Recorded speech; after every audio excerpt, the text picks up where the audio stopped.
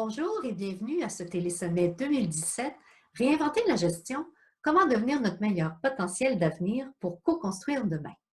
Ce télésommet a pour objectif de vous faire découvrir différentes façons de percevoir, de penser et d'exercer la gestion qui soient rassembleuses, stimulantes, valorisantes, propices à l'amélioration continue et à l'innovation et qui permettent de résoudre des situations complexes et de bâtir ensemble un avenir durable et responsable.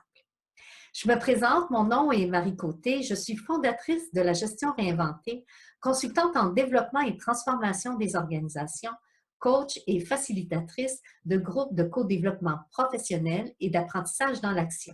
Je suis aussi auteure du livre La gestion réinventée, l'avenir est entre vos mains, paru aux éditions JFD en 2016 et préfacé par Céline Bareil, professeure titulaire à HEC Montréal.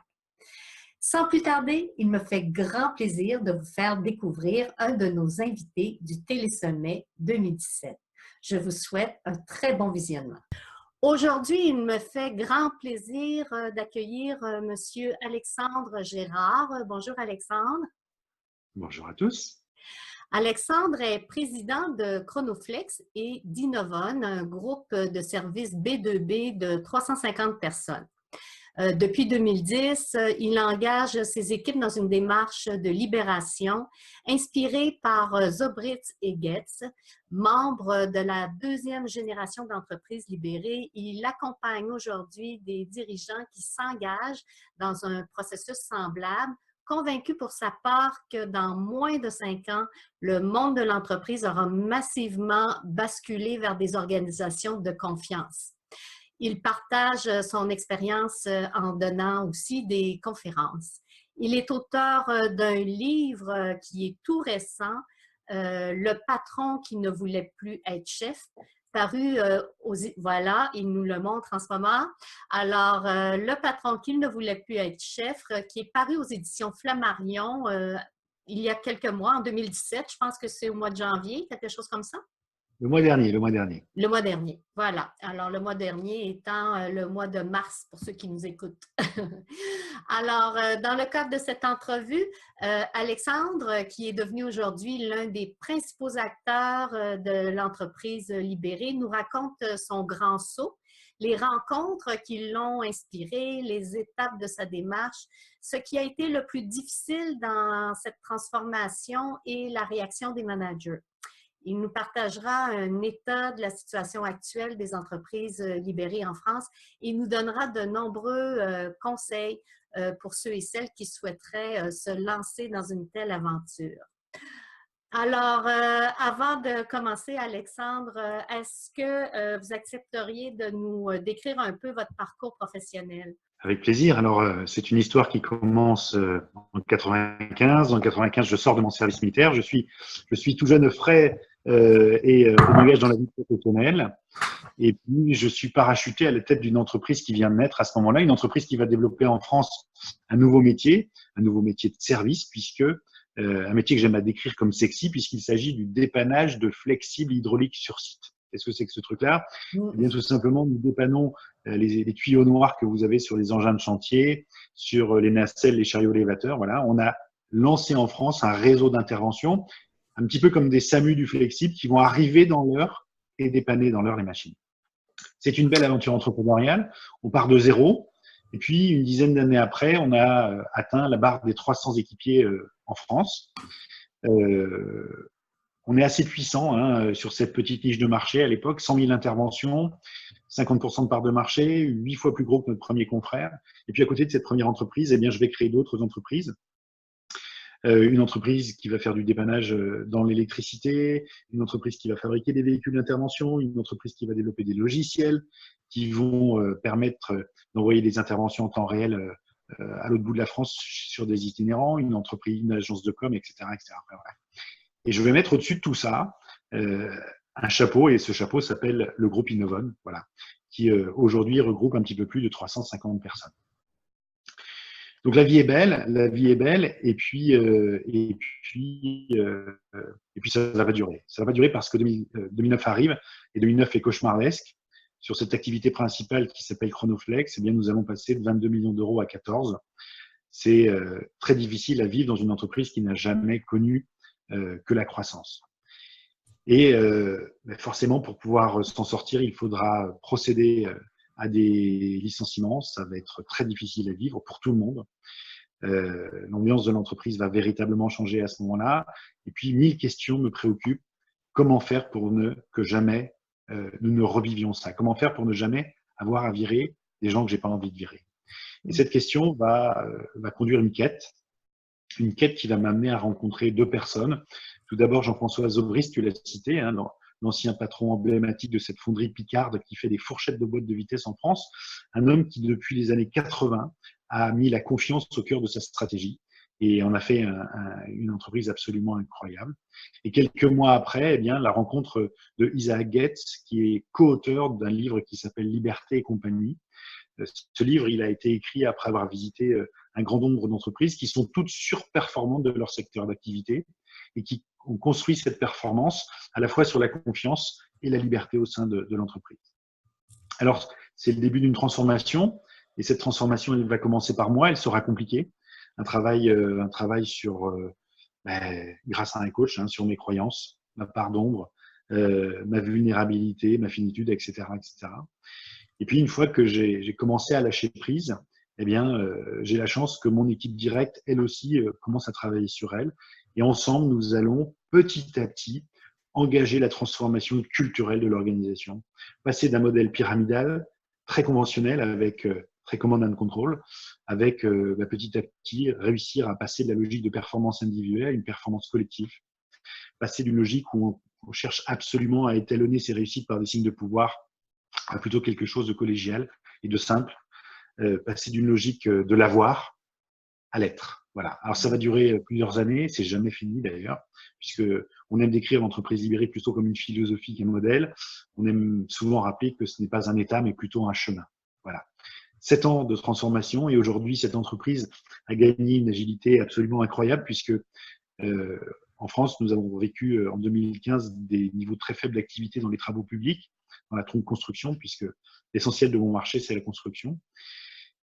Et l'entreprise qui a gagné en agilité, eh bien, a réussi à traverser ces moments difficiles plutôt d'une belle manière. On continue de développer l'entreprise, on continue de croître et on a un niveau de plaisir dans l'entreprise, de gens qui se réalisent, qui se révèlent, qui est sans égal par rapport à tout ce qu'on a pu connaître avant.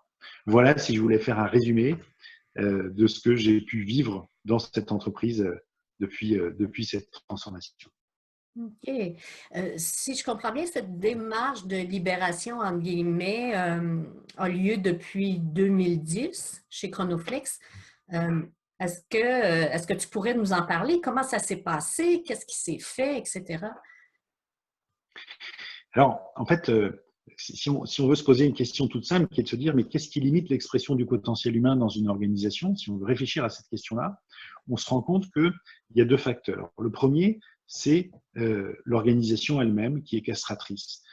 Les procédures, le chef, les règles, les fiches de poste, etc. Tout ça, c'est tout à fait castrateur de l'expression du potentiel humain. Premier élément. Et puis le deuxième élément, c'est la culture de l'organisation. Combien de personnes font des choses sans jamais savoir pourquoi? Et tout ça, ça va peser dans nos comportements, ça va peser beaucoup au quotidien. Et finalement, ce qu'on décide quand on engage cette transformation, on décide de s'attaquer d'abord à la transformation culturelle. Je pourrais la résumer d'une manière très simple, c'est finalement comment faire pour augmenter le niveau de confiance de l'organisation. Comme c'est la défiance qui règle dans les organisations pyramidales, hein, je vous renvoie simplement à McGregor. McGregor, qui était professeur du comportement des organisations dans les années 50 au MIT, nous explique que derrière l'organisation pyramidale, il y a une croyance. Quelle est cette croyance? C'est que les gens n'aiment pas travailler. Et comme les gens n'aiment pas travailler, eh bien, on demande au chef de leur expliquer ce qu'il faut faire. Et puis, s'ils ont bien fait le boulot, la carotte. S'ils n'ont pas bien fait le boulot, le bâton. Voilà. Eh bien, ça, c'est le modèle dominant. On va le mettre de côté et puis on va essayer de poser une organisation différente où là, on va plutôt considérer dans ce regard sur le monde que le travail est naturel, au moins autant que le repos, le loisir, que même les gens ont besoin de travail pour se réaliser. Hein. Et finalement, que le patron, plutôt que de dire aux gens ce qu'il faut faire, va se comporter plutôt comme un jardinier et nourrir ses équipes pour les aider à grandir. Et en l'occurrence, les trois les trois éléments, les trois ingrédients qui vont permettre aux gens de grandir sont un, l'égalité intrinsèque. Si j'arrive dans une organisation et que j'ai 20 ans, 40 ou 60 ans, que je sois assistante, mécanicien, comptable, commercial ou ingénieur, peu importe, on s'intéresse à ce que je pense parce que je suis un être humain. Ça, c'est le premier ingrédient qui est important pour moi, c'est la dignité. Le deuxième ingrédient, c'est la possibilité de se réaliser, voire même peut-être de se révéler. Et toutes les organisations qui vont créer les conditions pour permettre aux gens de construire un parcours de vie dans l'entreprise vont répondre à ce deuxième ingrédient. Le troisième ingrédient, c'est ce que nous appelons l'autodirection ou l'autonomie, si vous voulez. C'est le fait que, comme la confiance est au cœur de l'organisation, eh bien, je vais pouvoir prendre les décisions que je souhaite pour servir le projet collectif sans avoir besoin de demander l'accord à mon chef ou de répondre à une procédure. Voilà. Eh bien, aujourd'hui, c'est un petit peu l'essentiel de mon travail, c'est d'essayer de nourrir ces trois piliers qui sont fondamentaux pour que les personnes puissent s'épanouir. Et la conséquence de ça, si je réussis ça, il y aura plus de personnes engagées. Pas toutes, mais plus. Et la conséquence de la conséquence, c'est que s'il y a plus de personnes engagées, eh bien, il y aura une organisation qui sera plus performante. Alors, plus performante économiquement si c'est une entreprise, plus performante en termes de services publics si c'est un ministère ou une ville, etc., etc. Voilà. Donc, on comprend ça et on comprend qu'il va falloir travailler la culture de notre organisation avant d'engager la transformation opérationnelle, organisationnelle de l'entreprise. Alors, on va engager plusieurs chantiers. Un chantier de vision et de valeur, c'est-à-dire définir le cadre du jeu. Donc, ensemble, on va co-construire la vision de notre groupe ensemble. On va co-construire les valeurs qui sont les règles du jeu de l'organisation. Et on va le faire bien sûr en travail collaboratif parce que c'est beaucoup plus puissant si vous participez à ce projet. Ça va être un des premiers chantiers que nous allons réaliser. On va travailler aussi sur les petits cailloux. Alors, la notion de petits cailloux, qu'est-ce que c'est? Ce sont tous les irritants que chacun d'entre nous ont dans les chaussures. Les irritants qui sont souvent des petites choses, mais qui nous polluent tellement dans notre quotidien qu'ils vont devenir obsessionnels et vont faire que le travail que nous avons à faire va complètement s'évaporer de l'autre côté. Et puis la troisième chose, alors j'en cite que trois, mais il y en a beaucoup d'autres. La troisième chose qui va être importante, c'est de travailler sur les signes de pouvoir. On comprend à ce moment-là qu'effectivement, si on veut poser l'égalité intrinsèque, il va falloir travailler sur ces signes de pouvoir, ces symboles de pouvoir qu'il y a dans l'entreprise et qui empêchent les gens de faire leur job correctement. Ce qui fait qu'aujourd'hui, par exemple, pour moi, je n'ai plus de bureau depuis plusieurs années dans l'entreprise. Je m'installe où il y a de la place. Et de toute façon, c'est pas tellement important puisque je viens en général une demi-journée par semaine sur notre site central. J'ai gommé les titres sur mes cartes de visite, j'ai laissé mes costumes au placard depuis ce moment-là. Je ne cite plus jamais aucun codir. Et puis, je ne jamais le premier, je ne repars plus jamais le dernier. Et je ne suis plus les réseaux sociaux comme je le faisais avant, mais au contraire, on se les est réappropriés puisque toute l'information stratégique de l'entreprise est partagée sur notre réseau social. Voilà. Alors ça fait partie des quelques changements. Et puis un jour, on a fait notre saut en parachute. C'est la manière dont on décrit le geste irréversible. Vous savez, quand vous sautez de l'avion, vous ne pouvez pas remonter. Eh bien, c'est ce qui se passe. C'est en janvier 2012. On réunit nos équipes et là, on leur dit, voilà, le porte-avions a vécu. Le porte-avions, c'était l'image qu'on avait de l'entreprise avant, qui était assez puissante sur son petit marché. Il a vécu, on le met de côté et à la place, on vous propose de faire émerger une nouvelle entreprise. Et c'est avec tous les équipiers que nous allons redessiner l'entreprise, que nous allons en redéfinir le contour des équipes, le rôle du capitaine. Le capitaine, chez nous, c'est le team leader. Et puis, par un processus d'élection sans candidat, nous allons faire émerger dans chacune des équipes le leader naturel de cette équipe. Ça sera le premier job. Le deuxième, ça va être de transférer le pouvoir aux équipes. Et là, on va créer des groupes de travail, proposer à tous ceux qui le souhaitent de s'y inscrire. Et on prendra un engagement, c'est de dire tout ce que vous décidez du moment que ça sert la vision de l'entreprise, nous prenons l'engagement de le mettre en route. Et ça sera le début de notre transformation. Voilà. Opérationnelle, effective, en fait, et compréhensible de tous. Alors, ça s'est pas fait en un jour. Et puis, ça a été même assez compliqué, parce que le collaboratif, ça se décrète pas en claquement de doigts ou sur une note de service. C'est bien tout le contraire. Le collaboratif, ça s'apprend. Puisque je vous rappelle que nous sommes tous des êtres par essence naturellement collaboratifs. Les enfants, l'immense majorité des enfants jouent ensemble quand ils sont gamins. Mais ce n'est que quand on rentre à l'école, et surtout en France, on commence à être noté, on commence à être classé. Et là, on nous oblige culturellement à rentrer dans le culte de la performance individuelle. Voilà. Mais pour réussir une belle transformation, il va falloir gratter cette couche culturelle pour revenir aux fondamentaux naturels de l'être humain, qui est la relation collaborative. Voilà. Voilà. Alors, je pourrais vous en parler pendant des semaines. Hein. C'est un sujet qui me passionne, évidemment. Mais voilà quelles ont été les étapes, quelques-unes des étapes majeures de la transformation de l'organisation. Aujourd'hui, si je voulais la décrire, eh bien, on a réussi, grosso modo, à passer du pouvoir du père, c'est-à-dire le patron, au pouvoir des pairs, PAIRS, c'est-à-dire un pouvoir collectif. Ce pouvoir, il n'est pas donc le pouvoir d'un seul homme, il n'est pas non plus le pouvoir démocratique, puisque on n'est pas tous à décider tout. Ça n'aurait aucun sens. On perdrait une énergie colossale. Donc, on a quelque chose qui est à peu près au milieu, entre les deux, qui refuse ces deux éléments-là, mais qui va essayer de se situer au milieu. Et c'est ce qu'on appelle chez nous le pouvoir des pairs, où en fait, des gens qui sont soit des volontaires, soit des personnes élues sans candidat, vont prendre des décisions pour l'ensemble du collectif. Quel est le nouvel opérateur de téléphonie mobile? Quel est le prochain véhicule d'intervention? Quelle est notre révision de tarifs pour l'année prochaine? Eh bien, ce sont des volontaires ou des élus sans candidat qui vont prendre ces décisions pour l'ensemble de l'organisation. Voilà. Ça nous permet de porter un dicton qu'on aime beaucoup, que peut-être vous connaissez, qui nous dit, c'est ce fameux dicton africain qui nous dit « seul on va plus vite, ensemble on va plus loin ». Eh bien, on a clairement l'occasion de vivre ce dicton tous les jours. Voilà. Dites-moi, qu'est-ce qui a été le plus difficile, puis je vous dirais ce qui a été le plus difficile pour vos équipes là-dedans, dans cette transformation-là, et ce qui a été le plus difficile pour vous aussi? Alors, pour les équipes, très clairement, ce qui est plus compliqué, en fait, quand on engage une transformation comme ça, il y a trois populations différentes. Le premier, c'est l'équipe de direction qui, elle, veut cette transformation, va devoir changer, mais le veut. Donc, c'est probablement un petit peu plus facile. La deuxième équipe qui va vivre une transformation, ce sont les équipiers. Voilà. Et eux, ils ne comprennent pas bien ce qui se passe. La seule chose, c'est que de plus en plus, on se met à leur faire confiance, à leur proposer des choses. Et globalement, ils adorent ça. Quand vous faites de plus en plus confiance à quelqu'un, ça se voit et c'est très stimulant. Bon. Ils se demandent juste ce qui se passe si vous n'êtes pas mis un peu au sucre en poudre, mais sinon, ils trouvent ça plutôt sympathique. Et puis, la troisième population, ce sont les managers. Et là, c'est très difficile pour les managers parce que ces équipes-là ont passé leur vie à essayer de grandir, de franchir des marges dans l'organisation.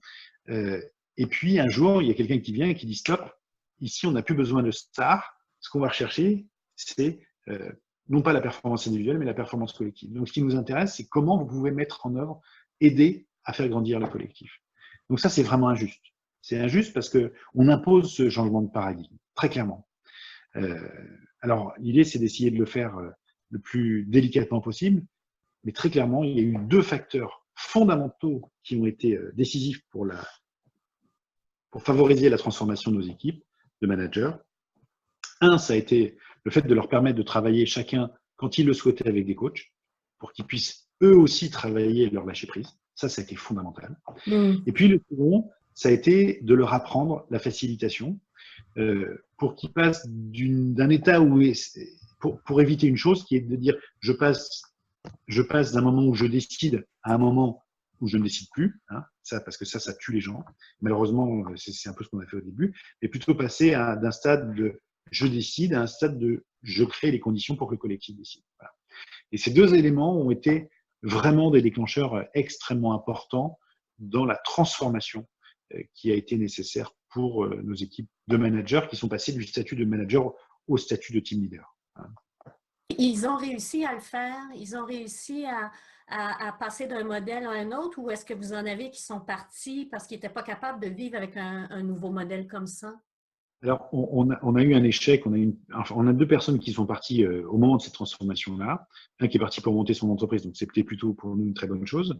Et puis une personne où on n'a vraiment pas réussi. Et ça a été un échec pour nous. On s'est donné 1 an et au bout d'1 an, ça n'a pas collé. Voilà, ça n'a pas collé. Donc oui, il y a eu une personne sur les 250 qu'il y avait à l'époque, une personne ça n'a pas fonctionné. Alors aussi parce qu'on était au début de notre phase d'apprentissage et qu'il y a plein de choses qu'on a fait, il y a plein d'erreurs qu'on a fait pendant notre transformation que nous ferions beaucoup moins aujourd'hui évidemment. Donc vraiment, quand on initie ce genre de transformation, j'encourage vraiment à tous ceux qui le souhaitent à accepter 2 règles du jeu qui sont simples. La première, c'est de dire accepter l'idée que chacun fasse sa transformation à sa propre vitesse. Premier point. Et puis la seconde, c'est de dire je mets en œuvre tout ce que je peux pour éviter qu'une seule personne ne quitte le navire à cause de cette transformation. Voilà, on garde tout le monde dans le bateau. Hmm. Et si vous vous imposez cette règle à vous-même, eh bien, très clairement, votre comportement fera que ça sera facilitant de la transformation pour les équipes. Voilà. Donc ça, c'était pour répondre à votre question sur les équipes. Maintenant, si je veux parler de moi et de la difficulté que j'ai vécue, très clairement, il faut renoncer à un certain nombre de choses. Il faut renoncer à un certain nombre de choses. Pour passer du pouvoir du père au pouvoir des pères, il y a une forme de renoncement. Et ça a été compliqué à vivre. Le travail sur son ego, c'est vraiment un sujet. Et heureusement que j'ai eu un travail qui a été absolument incroyable de faire avec mon coach à l'époque. Heureusement, parce que ça aurait été très difficile. Il a fallu d'ailleurs pour que je m'affranchisse complètement de cette entreprise, dont j'étais devenu par beaucoup de côtés addict. Eh bien, en 2012, entre 2012 et 2013, en fait, je suis parti réaliser un de mes rêves d'enfance, c'est-à-dire faire un tour du monde avec ma famille. Et pendant un an, j'ai quitté physiquement les murs de l'entreprise. Et même si j'étais connecté régulièrement avec l'entreprise, j'y étais plus physiquement. Ce qui m'a permis de me désintoxiquer et puis de laisser l'espace qui était nécessaire pour que les équipes puissent grandir. Parce qu'évidemment, quand le patron est là, il ne se passe pas du tout les mêmes choses que quand le patron n'est pas là. Voilà. Alors là, ce que je comprends bien, c'est qu'en 2012, vous étiez en plein changement, transformation de votre organisation et vous avez laissé la place en partant comme ça. C'est quand même assez, je dirais, audacieux de votre part. Oui, c'est audacieux. Et surtout que pour l'anecdote, en fait, 3 jours avant de partir, j'ai une de mes équipières qui s'appelle Caroline, qui animait un des groupes de travail et qui vient me voir en me disant, écoute Alexandre, on vient de trouver notre sujet. Et notre sujet, parce que donc elle co-animait un groupe qui s'appelait le bien-être dans l'entreprise. Et elle vient me voir en me disant, écoute, on a trouvé notre sujet, ça fait plusieurs mois qu'on réfléchit, et le sujet que nous voulons traiter, c'est la rémunération. Parce qu'on pense qu'il y a un vrai sujet autour de la rémunération dans l'entreprise. Et donc, nous avons décidé de refondre la rémunération du groupe. Est-ce que vous pouvez imaginer l'état liquide dans lequel je suis à ce moment-là? C'est un cauchemar pour moi, parce que je me dis, il n'y a rien de plus complexe, il n'y a rien de plus sensible que le sujet de l'entreprise, de la rémunération. Et ils vont faire un travail absolument incroyable. Pendant 9 mois, ils vont emmener toute l'entreprise avec eux. Ça va être un truc phénoménal. Et finalement, ce qui va se passer, c'est que quand on va mettre en place ce nouveau dispositif de rémunération, eh bien, le chiffre d'affaires va augmenter de 15% et la marge va être multipliée par 4, faisant de 2013 la plus belle année depuis la création de l'entreprise. Voilà. Pour l'anecdote, quand vous revenez d'un an de voyage et que vous voyez que l'entreprise va beaucoup mieux que quand vous étiez là, ça pique. Oui. Et si je comprends bien, peut-être au niveau des managers, une petite dernière question. Vous avez pas aboli, en fait, ils sont restés des managers, mais vous avez changé la posture avec laquelle ils gèrent. Mais vous n'avez pas aboli, avez-vous aboli les niveaux hiérarchiques? Alors, en fait, on a supprimé un certain nombre de niveaux hiérarchiques, ça c'est très clair. Mais l'idée, c'était de ne pas perdre des gens. Alors, je vous ai dit, il y en a qui se sont recasés dans l'entreprise, et puis il y a eu malheureusement ce départ avec qui on n'a pas bien réussi à gérer ça. Mais globalement, tous les managers sont restés dans l'entreprise. C'est-à-dire que l'idée, c'était pas de dire vous partez parce qu'on n'a plus besoin de vous. On a encore besoin de ces gens-là qui sont très compétents et l'entreprise ne pourrait pas tourner sans eux. La seule chose, c'est que quand il y en a un qui part, je peux citer l'exemple de notre DRH, Aude, qui a fait un boulot absolument magnifique pour cette transformation et puis qui est partie rejoindre son époux sur Paris puis sur l'étranger. Et finalement, quand elle est partie, on s'est adressé à son équipe en leur disant est-ce que vous voulez mettre en place un processus d'élection sans candidat pour faire émerger le nouveau team leader de votre équipe? Donc on ne leur met pas de pression pour qu'ils changent quand ils sont là, mais clairement, le jour où ils quittent, eh bien, effectivement, à partir de ce moment-là, c'est un processus d'élection sans candidat qui est mis en place et c'est surtout un mandat pour 3 ans. C'est-à-dire que tous les team leaders, tous les 3 ans, remettent leur mandat sur la table, ce qui fait que globalement, eh bien, on n'a pas beaucoup de baronnie, quoi, hein. Il n'y a plus beaucoup de baronnie dans l'organisation. OK. On pourrait en parler encore longtemps. Je vois là, le temps qui passe. Peut-être, est-ce que vous pourriez nous parler plus globalement de qu'est-ce que représente le mouvement des entreprises libérées en France aujourd'hui? Alors, déjà peut-être pour comprendre la source, il y a des croyances qui sont très fortes en nous. La première chose, c'est que je dirais, nous croyons à la subsidiarité, à l'intelligence collective et au travail personnel de développement avant d'engager une transformation. Tous les gens qui, de mon point de vue, alors la subsidiarité, qu'est-ce que c'est? C'est le fait de penser que ces équipes ont en elles les ressources. C'est la croyance du coach d'ailleurs. C'est l'idée de dire que c'est celui qui fait qui sait. Voilà. Donc nous croyons dans nos organisations à la subsidiarité. La deuxième croyance, c'est celle de l'intelligence collective. Nous croyons qu'il y a plus d'intelligence dans un collectif varié que dans 2 ou 3 cerveaux aiguisés. Malheureusement, vous le savez comme moi, l'organisation pyramidale est la négation même du principe de l'intelligence collective. Tout le monde nous dit oui, l'intelligence collective, mais l'application dans les faits n'est pas du tout celle qu'on peut voir dans les organisations en général. Et puis la troisième phrase, c'est celle dont on pourrait s'inspirer de Gandhi, qui nous dit soit le changement que tu veux voir dans le monde. Est-ce qu'il est possible de demander à son organisation de se transformer si on ne fait pas le premier pas soi-même? Voilà. Donc ça, c'est les préalables. Ça, c'est les préalables pour s'engager, à notre avis, à mon avis, en fait, dans un processus de transformation sur l'entreprise idéale. Alors, qu'est-ce que ça représente en France aujourd'hui? Eh bien, il y a eu plusieurs générations. La première, c'est celle de Jean-François et de ses copains dans les années 80 en France. Ils sont 4-5 pionniers qui ont vraiment poussé les portes, qui ont ouvert des champs qui n'existaient pas à l'époque. Et puis après, ça s'est essoufflé. Et puis, il y a une dizaine d'années, il y a une deuxième génération qui est née en France, dont je fais partie. Et puis, pareil, ça s'est un peu essoufflé. Et ce qui s'est passé, ce qui a été incroyable, c'est que depuis 2 ans et demi, en fait, il y a eu deux déclencheurs. Le premier, c'est le bouquin d'Isaac Getz, Liberté et compagnie, qui lui a vraiment, c'était un best-seller incroyable, a vraiment transformé le regard sur sur cette philosophie managériale. Et puis la deuxième chose, il y a eu un film qui est passé à l'époque qui s'appelait Le Bonheur au travail, qui a été produit par Arte. Et Arte, et ça a été un carton absolu, puisqu'il y a eu, je crois, 1 million de personnes à voir le film, mais surtout, il y a eu 1 million de téléchargements du film après. On peut toujours le télécharger, d'ailleurs. Et ce film-là a mis dans le grand public, en fait, le fait de dire, oui, il y a d'autres façons de vivre l'entreprise. On n'est pas obligé d'être sous le joug pyramidal dans l'organisation. Voilà. Et ça a été la 3e génération qui est devenue très importante. Alors aujourd'hui, plusieurs phénomènes. On pense qu'il y a 350 à 400 entreprises, des PME en France qui se sont engagées depuis 2 ans et demi. Ça, c'est la première chose. Et c'est un mouvement qui ne cesse de croître. Et plus récemment, en fait, on assiste à un mouvement qu'on décrit comme le corporate hacking, en fait, qui sont des patrons de business unit, des patrons de filiales, des patrons de JV, dans des grands groupes qui disent il y en a marre, c'est fini, l'organisation pyramidale, on la met de côté, on veut réinventer les choses. Et dans tous les grands groupes de France, quasiment dans tous, je connais aujourd'hui des gens qui ont des équipes de 300 personnes ou de 10 000 personnes et qui disent « j'essaye, je tente le coup, je vois ce que ça donne. Et si je ne peux pas le faire ici, je le ferai ailleurs. » Voilà. Et c'est pour ça que mon pari, effectivement, c'est que je pense que dans moins de 5 ans en France, on aura atteint le point de bascule. Vous savez, le point de bascule, c'est la masse critique. Je pense qu'on aura atteint la masse critique dans moins de 5 ans en France, qui fera que globalement, les patrons de boîtes qui ont tous entendu parler de l'entreprise libérée aujourd'hui ne se poseront plus la question de j'y vais ou j'y vais pas, mais se poseront simplement la question de comment j'y vais. Voilà. Et je pense qu'il y a moins de 5 ans qui vont nous séparer de ça. Donc ça, c'est la première chose.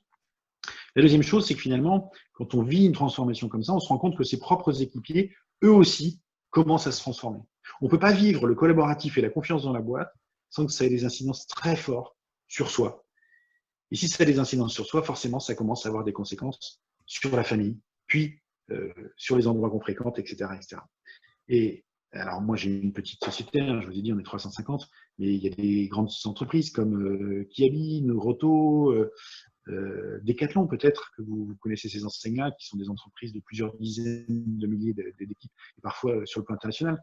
Vous avez des entités d'Airbus qui expérimentent, vous avez des entités de chez Michelin, vous avez des assurances qui se sont mis à expérimenter ça aussi.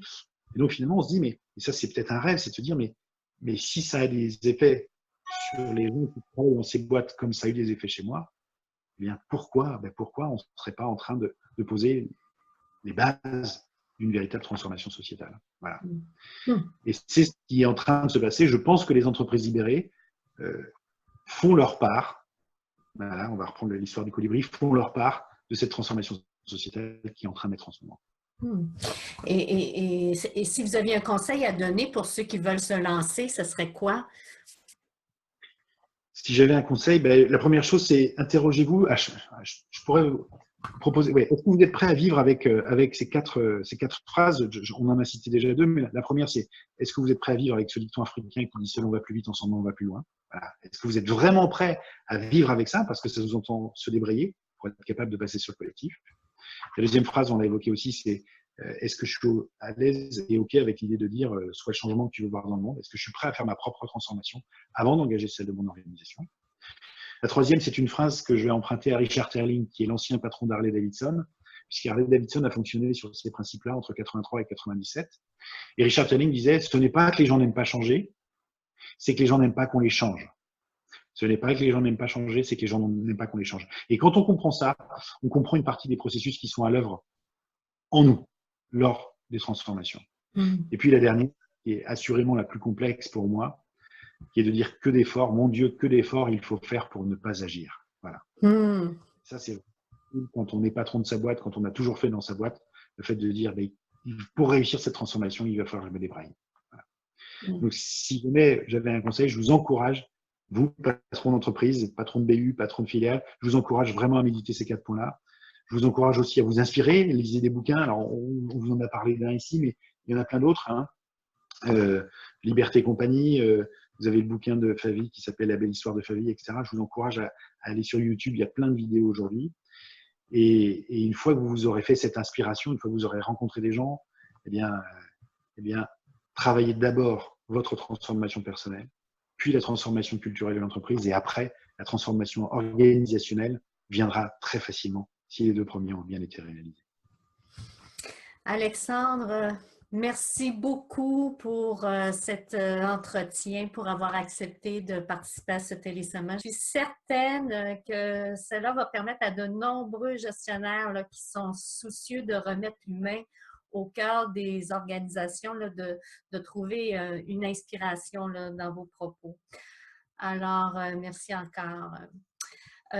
Pour ceux et celles qui nous écoutent puis qui aimeraient en connaître davantage sur l'histoire de Chronoflex, je vous invite à vous référer aux nombreux liens. J'en ai mis plusieurs sur l'invitation que je vous ai envoyée pour visionner cette entrevue. Alors, je vous informe aussi que si vous souhaitez demeurer informé de nos activités, mais aussi échanger et partager vos découvertes dans le cadre du Télésommet, vous pouvez vous inscrire au groupe Réinventer la gestion Télésommet 2017. Et d'ailleurs, Alexandre, si vous en avez le temps et l'envie, je vous invite à y participer. Pour les gens qui nous écoutent aussi, je vous invite à prendre connaissance quotidiennement de vos courriels pour vous tenir au courant des différentes entrevues qui vont avoir cours dans le cadre de ce télésommet. Et évidemment, je vous remercie tous de l'intérêt que vous avez porté à cette entrevue et au Télésommet 2017, Réinventer la gestion, comment devenir notre meilleur potentiel d'avenir pour co-construire demain.